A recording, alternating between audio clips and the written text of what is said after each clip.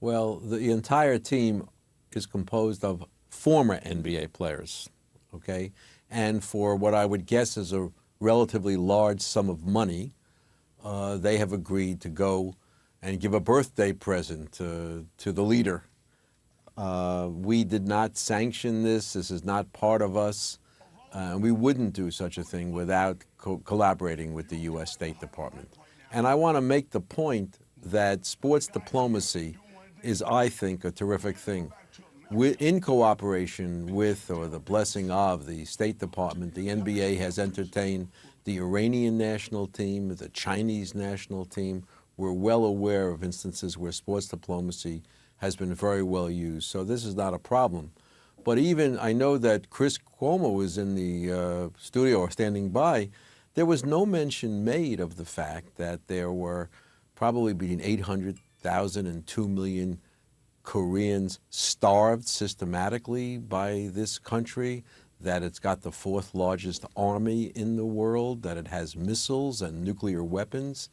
I think that debate is a little bit off kilter because Dennis had a meltdown. You know, Dennis will be Dennis, but I think there's a lot at stake here in terms of a country that is a very dangerous country. And we know the NBA is popular all over the world, not only in North America, but all over the world, in Asia and Africa, South America. Rachel, I know you want to ask the commissioner a question. Go ahead. Well, David, we saw Charles Smith, former Knick, very smart guy, sitting right next to Dennis, and he has expressed some regret today, said he didn't quite realize the ramifications of that group being there. Now, as you say, Dennis will be Dennis, but how do you think a group of former NBA players, a number of guys, ended up going over there and say that they don't really realize what they were doing or what they were getting themselves into? They were blinded by the payday. I don't know what else to say or how directly to say it. That's all. And Charles should have known better, but he didn't in this case, and I'm sure he's sorry for what he's doing. I understand all of the diplomats who are going to come in and suggest that there's going to be some move ahead, move along intelligence that's going to be gotten by the body language or who's close to Kim Jong-un. But I think there have been better ways to do that. We actually, back in 2006, had some preliminary through an intermediary discussions with Kim Jong-un's father's administration. And then I think in 2008, the New York Philharmonic went. So obviously, cultural exchanges with respect to a country that we would like to know more about are not out of the question, but they should be done in a far more dignified fashion than this particular trip. Well, let me ask you a specific question on that. Commissioner, because I was in North Korea 3 years ago. I saw how they cherish the NBA. They have a ball that Madeleine Albright, as Secretary of State, brought to Pyongyang to give Kim Jong-un's father. There it is right there, signed by Michael Jordan. It's revered there. What would it take for the NBA to send an official delegation to North Korea and engage in some positive basketball diplomacy? In conjunction with our government, it wouldn't take very much. We've obviously had discussions on this subject. I mean, we know, for example, that North and South Korea actually marched in the Olympics in 2000 and 2004 under a unified flag. We know what sports can do. At the recent weightlifting championships in North Korea, for the first time, they played the South Korean national anthem when two South Korean weightlifters, I think, finished first and second in a particular weight class. So we're very attuned to the nuances and like to serve our government in that respect. Rachel, go ahead. Yeah, just athletes and political activism is always a hot topic, and the NBA has had several players very positively step into that arena over the decades. How do you recommend that your players and former players know where the line is for them and how to manage those situations? Because they can have a great impact, but also they can get themselves into trouble. Our players and our former players have, for the most part, been terrific on this subject. They know they've run for office. Senator Bradley is an icon.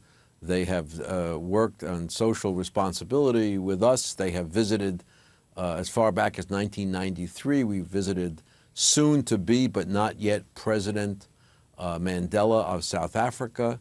Our players have gone back to South Africa for the last 10 summers.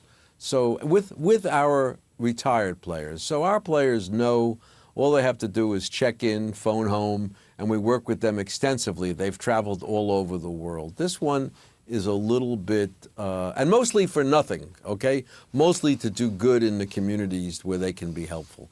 This one, I believe, was blinded by a flash of North Korean money, and I'm worried for their sake. They may get paid in counterfeit U.S. money, because I understand that North Korea used to be a leader in counterfeiting U.S. money. Well, I assume they're watching in North Korea right now. We're being seen live around the world, Commissioner, so your words will be paid attention to for whatever they are worth, obviously. I'm willing to lead the delegation, and I'm sure that Secretary Albright got the basketball from us, as so many other diplomats have gotten materials as basketball has been used as an icebreaker. I'm told that Michael Jordan, by the way, was asked before Dennis Rodman to go to North Korea. He declined, and Dennis Rodman became the former NBA player to do all of this.